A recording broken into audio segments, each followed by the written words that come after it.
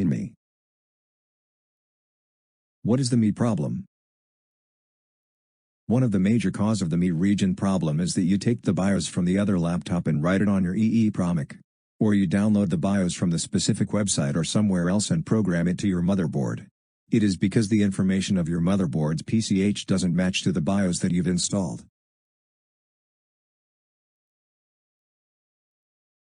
Faults that occur in me region problem.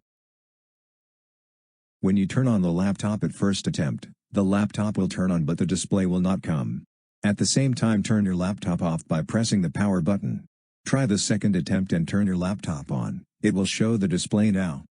In the second situation, you will try several attempts to turn your laptop on, but it will not show any display. In the meantime, it shows out the display at your end. You try and your laptop along with Windows starts running perfectly.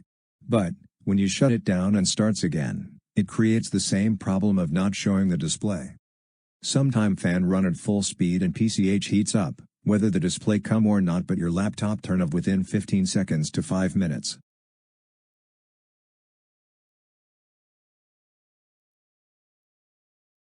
When you press the power button, the display comes after 20 to 60 seconds.